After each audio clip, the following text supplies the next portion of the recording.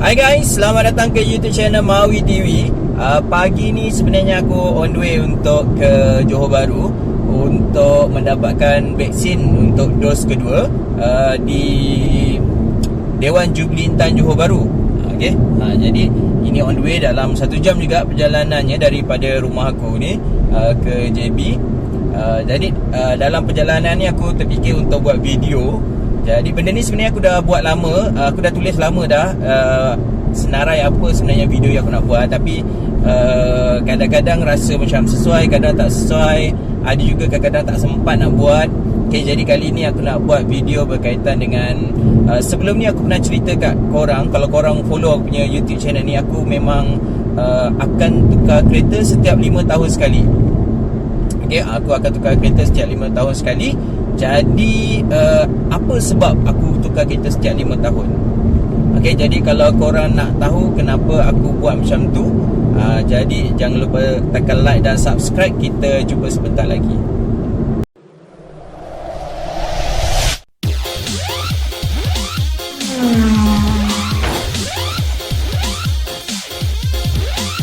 Okay, baik guys, rambut aku dah mula tumbuh agak okey ni. Aku dah potong sendiri sebelah sini supaya tak nampak bulat lah muka aku ni kan. Aku harap ianya okey lah dalam kamera ni. Alright, jadi aku nak cerita korang tentang kenapa aku tukar kereta setiap 5 tahun sekali. Okay, kereta pertama aku sebelum ni Toyota Vios Dugong. Aku beli tahun 2010 sampai 2016. Kemudian 2016 tukar Honda City JM6 sampai 2021. Alright, jadi ini mungkin juga aku akan guna dalam tempoh 5 tahun sahaja. Dan ada juga yang dah tanya lepas nak guna kereta apa. Okay, aku dah jawab dekat soalan tu juga. Okay, nanti mungkin lah kalau YouTube ni berpanjangan, mungkin ada lah lagi video tentang kereta-kereta lain juga. Okay, jadi aku boleh senaraikan beberapa sebab lah kenapa aku akan tukar kereta setiap 5 tahun sekali. Pertama adalah kerana jaminan daripada penghilang ataupun pengeluar. Okay, lazimnya pengeluar ni akan beri jaminan lah untuk dalam jangka masa tahun 2010 ke atas ni. Semua pengeluar, taklah semua, sebahagian besar pengeluar memang bagi jaminan sehingga 5 tahun. Okay, tak silap aku yang memulakan jaminan 5 tahun ni jenama-jenama Korea dulu, masa dia nak tarik pembeli-pembeli ni. Okay, tapi time tu kereta-kereta Jepun ni tawarkan 3 tahun saja. Jadi dalam tempoh 5 tahun sekarang ni semua pengeluar, Mazda ke Honda ke Toyota, malah ada juga yang tawarkan 5 tahun jaminan dengan unlimited mileage. Okay, jadi itu satu option yang baik pada akulah. Untuk kita sebagai pengguna akan rasa berpuas hatilah dengan apa jaminan yang dia bagi tu. Jadi aku rasa mesti ada signifikan atau kajian kepuasan pengguna, ataupun mesti ada perkara-perkara yang pihak pengeluar ni dah kaji. Okay, mesti dalam tempoh 5 tahun ni apa masalah-masalah yang akan timbul, ataupun dalam tempoh 5 tahun ni masalah selalunya kurang timbul. Dia akan timbul selepas 5 tahun kemudian. Dan sebab tu kenapa kalau kau tengok dalam waranti sebenarnya, jaminan pun taklah seluruh kereta ni 5 tahun. Ada bahagian tertentu dia bagi 3 tahun je, ada bahagian tertentu dia bagi 5 tahun, ada bahagian tertentu dia bagi setahun. Contoh macam bateri. Okay, kemudiannya kalau kita tengok enjin mungkin 5 tahun, tapi ada part-part yang lain, okay, mungkin aksesoris ke dan sebagainya ni, mungkin dia ada jaminan yang tertentu lah. Jadi mungkin mereka dah kaji dalam tempoh tu benda-benda ni sebenarnya akan mengalami kerosakan. Jadi pada aku, bila setiap 5 tahun tukar kerana jaminan dah habis. Okay, kalau kau beli kereta Mazda sebagai contoh, free service 5 tahun. Jadi dalam tempoh 5 tahun tu tak perlu bayar apa-apa servis. Bila dah habis free service, kau boleh tukar kereta kau lah. Dan kau tahu Mazda punya servis bukannya murah, dan juga spare partnya pun taklah murah. Jadi itu adalah proses yang pada aku satu ketenangan lah. Bila kita beli kereta, kita tak payah fikirkan tentang masalah-masalah dalam kereta tu, sebab semuanya dijamin oleh jaminan pihak pengeluar. Baik, itu pertama. Selalunya jaminan 5 tahun akan tamat. Jadi yang kedua, bila jaminan ni tamat, selalunya masalah-masalah akan timbul. Okey, dia mungkin tak melibatkan masalah-masalah besar. Selalunya masalah ni adalah masalah-masalah kehausan dalam dia punya spare part lah. Dia punya barang-barang tu akan mengalami kehausan dan korang perlu ganti. Contoh kaki-kaki dia, dia punya suspension dia, okey, kemudian gearbox pun mungkin kalau ada setengah kereta terlalu manja, kadang tak sampai 5 tahun pun dah habis. Kalau macam kereta Nissan punya CVT tu pun risiko juga. Okey, setakat ni kalau aku tengok contoh dulu masa aku beli Toyota Vios Dugong tu, aku dah guna dalam 200,000 km dalam tempoh masa 5 tahun. Dan apa yang berlaku adalah dia punya timing change-nya dah mula bunyi, dah ada bunyi bila aku start awal pagi. Jadi itu salah satu contoh lah di mana dia mengalami kehausan dari segi dia punya spare part atau part lah dalam kereta tu kan. Jadi aku tak nak peningan kepala. Aku memang hantar servis di pusat servis yang rasmi, tapi kita tahu kalau dah habis waranti, apa-apa pun kau kena buat sendiri. Yang kemudiannya ada rasa untuk keluar daripada pusat servis tu. Aku masa Toyota Vios Dugong, memang jaminan pada masa tu hanya 3 tahun sahaja. Tapi lepas 3 tahun tu pun aku masih lagi hantar ke Toyota untuk servis. Sebab aku orang yang tak suka peningkan kepala aku dengan pergi ke kedai, tak tahu dia tukar betul ke tak, minyak dia tukar tu original ke tidak. Jadi malas nak pening kepala lah, senang cakap. Okay, sama juga dengan Honda City tu pun, aku hantar pusat servis memang tak pernah miss lah, ikut jadual dia. Jadi faktor kedua kenapa aku tukar setiap 5 tahun adalah kerana dah akan ada banyak lagi kerosakan ataupun perkara-perkara nilai. Sebab aku ni bukan orang yang sangat rajin tau. Aku ni basuh kereta pun ikutkan malas. Okay, aku bukan orang yang rajin nak belik-belik kereta ni sangat sebenarnya. Aku cuma minat je kereta, tapi aku tak minat untuk belik-belik. Jadi dari segi aspek mechanical pun sebenarnya aku tak berapa faham dan menguasai lah. Jadi kadang takut kita terlepas pandang ataupun kita lupa untuk hantar servis, hantar tukar minyak dan sebagainya. Contohlah macam CVT punya minyak ni, kalau kau lihat orang cakap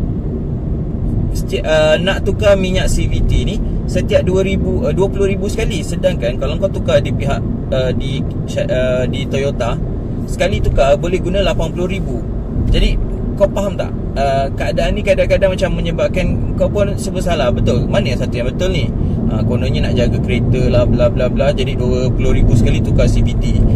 Jadi macam aku kadang curiga ini disebabkan oleh nak jaga kereta, ataupun sebenarnya kadang CVT yang kita beli tu atau dibekalkan oleh bengkel bukan CVT yang original. Jadi aku kadang selalu berfikir macam tu, kenapa diorang selalu suggest 20,000 sekali tukar CVT. Jadi aku rasa dalam tempoh 5 tahun aku guna 2 kereta sebelum ni, memang tiada masalah-masalah besar yang aku jumpa pada kereta tu. Kalau masa Toyota Vios dulu yang Dugong tu, memang 5 tahun tak ada isu, 120,000 km. Kalau Honda City tu dalam 120 ke 130 aku dah guna.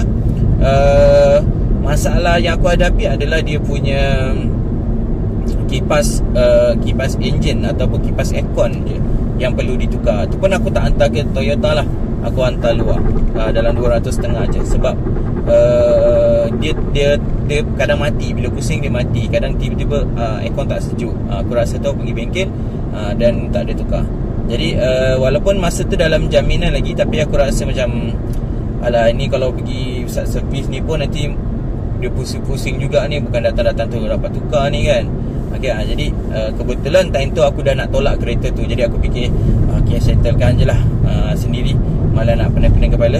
Okay, jadi itu adalah faktor yang kedua.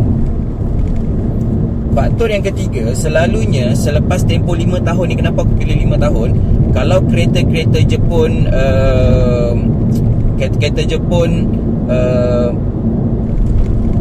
A level lah, aku panggil lah, dia Honda dengan Toyota ni, susut nilai dia agak stabil. Jadi bila kau jual kereta tu, selalunya korang akan dapat rebate. Okey, faktor yang ketiga adalah 5 tahun ni selalunya dah ada rebate tunai. Contoh masa Vios aku jual pada masa tu, lepas aku guna lebih kurang 5 tahun plus, aku boleh dapat sehingga RM7,000 tau Vios tu. Masa Honda City aku jual tak sampai sebenarnya 5 tahun. Sebenarnya ada lagi 3 bulan sebelum 5 tahun. Dalam 4 tahun 9 bulan aku guna, aku hanya perlu top up aku hanya perlu top up lebih kurang dalam 2,000 je. Okey, kau kata tadi dapat rebate, kenapa perlu top up? Okey, betul. Sebabnya aku jual pada bulan atau tahun 4 tahun 9 bulan. Dan kau kena ingat aku ambil moratorium 6 bulan yang wajib sebelum ni, yang mandatory sebelum ni. Sebenarnya moratorium 6 bulan tu, kalau kau kira 8 darab 6, okey, kat situ sebenarnya ada RM4,800. Okey, 800 darab 6 bulan, kat situ ada RM4,800. Sedangkan aku ada 3 bulan lagi nak cukup 5 tahun. Sebenarnya kat situ boleh saja dapat dalam lebih kurang RM5,000. 5,000 lah cashback dia. Jadi kenapa aku setakat ni hanya pilih Toyota dan juga Honda, sebab aku yakin dalam tempoh 5 tahun bila aku tukar, sebenarnya aku tak terbeban dengan nak cover balik loan. Dan sebenarnya aku boleh dapat balik rebate tunai. Okey, contoh kereta ni aku juga ambil moratorium. Jadi apa yang berlaku adalah aku jangka aku akan panjangkan sedikit sehingga 5 tahun setengah agaknya baru aku jual, sebab nak cover balik dia punya moratorium. Okey, baik. Jadi disebabkan ada rebate tu lah, aku akan tukar setiap 5 tahun. Sebab aku ni aku punya prinsip. Okey, aku juga pernah buat satu video tentang lebih baik kosong down payment ataupun ada down payment. Okey, jadi sebab itulah kenapa aku akan tukar kereta setiap 5 tahun. Dan selalunya lah, okey, aku jarang sebenarnya nak beli kereta yang fresh, baru keluar time tu aku terus beli. Macam aku pernah buat untuk X50, kereta belum keluar atau kereta dah baru launch, aku terus beli. Aku rasa aku ada banyak tekanan dekat situ. Pertama tentang queue, yang kemudiannya kereta-kereta baru ni selalunya tak ada rebate, tak ada diskaun. Jadi kesannya kau perlu bayar muka penuh. Okay, sedangkan aku punya prinsip ni suka bayar muka yang minima je dalam pembelian kereta. Okay, jadi dalam situasi tu aku dapati bahawa aku akan tukar setiap 5 tahun kerana cash rebate. Cash rebate tu boleh buat down payment kereta, yang kemudiannya aku perlu tambah tak begitu banyak lah untuk dapatkan sesebuah kereta tu. Okay, jadi itu adalah sebab yang ketiga. Kita pergi kepada sebab yang keempat. Okay, kenapa aku suka, okay, aku akan tukar kereta setiap 5 tahun adalah dia macam telefon tau. Okay, dia macam teknologi telefon. Aku punya telefon ni pula selalunya aku akan tukar setiap 2 tahun sekali.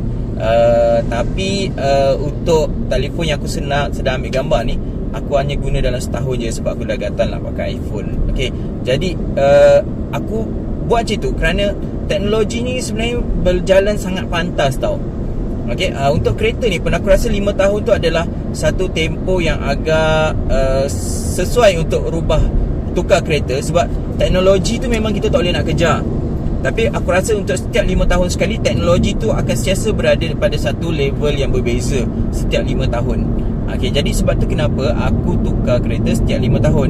Dan telefon selalunya 2 tahun lah. Sebab 2 tahun tu dia dah akan berubah kepada satu anjakan baru macam tu. Sama juga dengan kereta.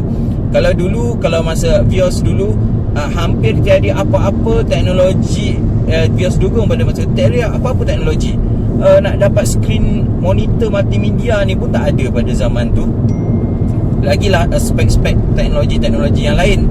Memang pada aku tak banyak pun. ABS pun pada masa tu 10 tahun lepas baru je keluar agaknya untuk kereta-kereta segmen B. Okay, kemudian bila aku beli Honda City, pada masa tu dah ada screen, kemudian dah ada eco mode untuk semua variant. Jadi dah ada teknologinya, dah bertambah lah. VSA dah ada pada masa tu. Dan kemudiannya 5 tahun kemudian bila aku ambil kereta ni, teknologinya dah complete dah. Dah ada TSS, dah ada autonomous level 2 lah ke level 1 kereta ni. Okey, jadi aku jangka future dalam tempoh 5 tahun lagi dia akan terus berkembang dan akan terus berkembang. Jadi aku tak nak aku ketinggalan dari segi aspek teknologi ni, sebab pada aku teknologi ni memastikan kita lebih selamat di dalam kenderaan kita. Kita akan lebih yakin untuk memandu dan nyawa kita tu lebih penting. Dan teknologi ni memudahkan kehidupan kita lah. Dan aku kadang-kadang bila fikirkan, macam contohlah kalau aku ambil, aku nak ambil kereta ni kan, aku fikir juga kereta-kereta second segment C. Aku fikir balik, kalau kereta segment C, kalau aku nak ambil, mungkin aku tak dapat teknologi yang sedia ada masa kini tau. Itu sebab kenapa aku tak ambil juga kereta-kereta. Mungkin aku dapat kereta yang segmen lebih besar, enjin lebih besar, lebih berkuasa, tapi aku tak dapat teknologi yang kereta-kereta segmen B dah tawarkan pada masa kini. Itu antara sebab-sebab lain lah kenapa aku pilih kereta segmen B baru. Ramai juga yang bertanya kat aku, kenapa dah pakai Vios, pakai City, pakai Vios balik, kenapa tak tukar segmen? Sebabnya jujurnya aku masih belum mampu untuk beli kereta segmen C baru. Jujurnya lah, sebab aku banyak komitmen lain yang aku perlu tanggung. Jadi aku rasa macam aku belum bersedia lagi. Aku jangka 5 tahun akan datang mungkin aku akan gunakan SUV segmen C. Mungkin 5 tahun akan datang ni untuk next lah pertukaran ni. Okey, jadi faktor yang keempat adalah faktor teknologi yang laju berjalan ni. Jadi aku tak nak ketinggalan dengan teknologi yang ada ni. Aku rasa aku gembira dengan kereta ni sebab dia banyak teknologi dan dia adalah teknologi yang semasa, yang terkini. Mungkin bukanlah yang terbaik ataupun yang mempunyai autonomous level 2 yang paling complete, tapi pada aku ianya adalah sebuah kereta yang memuaskan hati aku. Okey, kemudian yang keenam, kenapa aku beli kereta ni? Yang keenam, kelima. Okey, yang kelima adalah keyakinan untuk perjalanan jauh. Okey, untuk makluman korang, aku ni mungkin ramai juga yang tahu sebenarnya aku punya wife adalah orang Kedah. Jadi dan dia adalah cikgu. Jadi setiap kali cuti sekolah akan balik kampung. Selalunya dalam 3 atau 4 kali lah, kecuali musim Covid ni memang aku dah tak balik kampung lah. Last aku balik kampung bulan 3 hari tu. Itu pun kebetulan je dapat lah balik kampung. Sebelum PKP semula. Jadi perjalanan daripada Johor ke Kedah ni memang mengambil masa 8 jam tau. Mengambil masa 8 jam. Biasanya lah, selalunya kalau pemandu yang santai sedikit, dia boleh jadi 10 jam. Kalau jam selalunya boleh jadi 12 jam lah. Jadi aku perlu sebuah kereta baru yang sentiasa berprestasi, yang sentiasa menunjukkan prestasi yang baik. Kemudiannya aku nak kereta yang selamat berada di atas jalan raya untuk perjalanan jauh. Jadi kalau kereta tu dah pada aku 5 tahun tu, tempoh masa yang agak muda, baru, dan juga bila aku pergi balik kampung, aku rasa ketenangan dan rasa selamat untuk bawa family aku. Aku tak boleh bayangkan macam mana kereta aku akan rosak tiba-tiba di atas highway, di mana aku tiada kenalan berada di sepanjang highway tu yang aku kenal. Jadi itu mungkin akan menyusahkan ataupun satu pengalaman yang ngeri lah pada aku. Aku sedang melalui roadblock ni.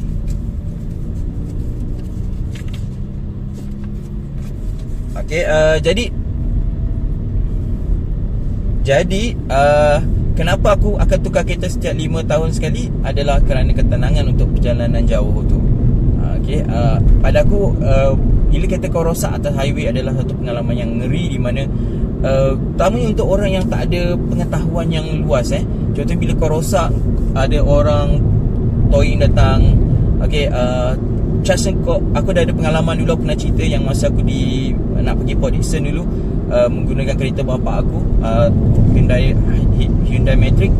Jadi pengalaman tu sangat ngeri. Beribu dia minta pada masa tu untuk, sebenarnya dia tak betulkan apa-apa pun, aku yakin dia hanya cuci tangki air je tu. Okey, hampir 1,800 kot tak silap aku dia minta pada masa tu.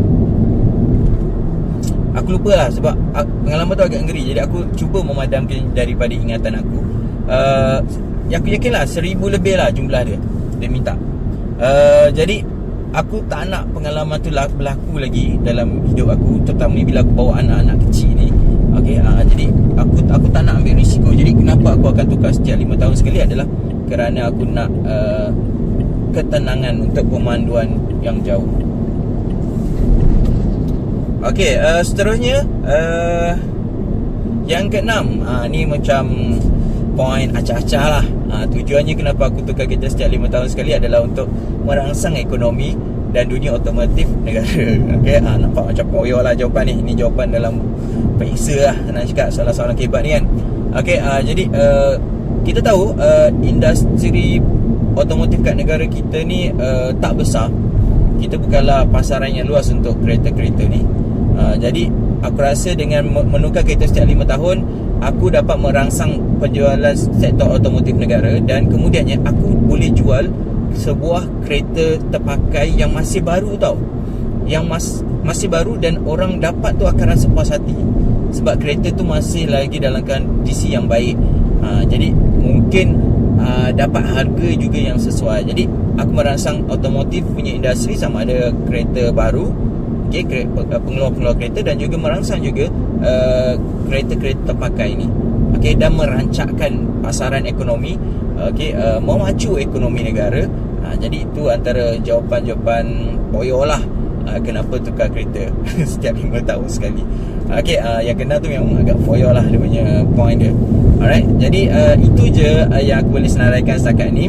Kalau korang boleh tambah, gunakan ruang komen. Dan aku dapati ramai juga yang berpahaman macam aku. Aku ada seorang kawan ni yang mengatakan bahawa kereta adalah liability. Okey, dia adalah bebanan kewangan kita. Jadi kenapa kita perlu tukar setiap 5 tahun? Walaupun kau tak perlu bayar bulanan dia, selepas 5 tahun kereta ni akan ada masalah dia. Okey, mungkin kau tak akan bayar sebulan 800 atau 1,000 lagi dah setiap bulan. Tapi kau kena ingat yang kereta tu akan mengalami kerosakan dan juga susut nilai. Okey, maaf ada call Okey, dia kata kereta ni walaupun kau tak bayar bulan-bulan, dia akan mengalami susut nilai. Okey, pertamanya kerosakan dia, bukan susut nilai, kehausan. Okey, kehausan maksudnya dia akan rosak bahagian-bahagian tertentu. Kemudian korang akan punya penggunaan minyak dia mungkin dah start tak cekap dan efisien macam sebelum ni. Okey, kemudian selepas 5 tahun, aku rasa dia punya masalah-masalah ni dah keluar. Okey, dah tak efisien lagi. Dan pada aku, pada masa yang sama, dia juga akan memakan kau punya kewangan tau. Dan kemudiannya yang paling pada aku yang susah nak dibeli dalam hidup ni adalah ketenangan. Okey, ketenangan memiliki sebuah kereta. Okey, pada aku itu antara benda yang tak ternilai lah. Okey, berbanding dengan 1,000 tu sebulan sebagai contoh, macam kereta ni 900.5. Okey, ketenangannya untuk berjalan dan keyakinan tu sebenarnya susah nak dijual beli tau. Okey, pada akulah. Jadi dengan maintain, aku dalam falsafah hidup aku ada 2 komitmen yang aku akan buat sampai aku pencen lah, selagi loan boleh terima. Yang pertama kereta, yang kedua rumah lah. Okey, rumah tu memanglah panjang kan dia punya tempoh. Okey, jadi kereta ni adalah komitmen tetap aku yang aku akan maintain sepanjang hidup aku, selagi aku lepas buat loan. Gitulah maksudnya. Jadi itu saja yang aku nak kongsi, agak panjang sebenarnya. Jadi kita jumpa lagi dalam YouTube channel Mawi TV.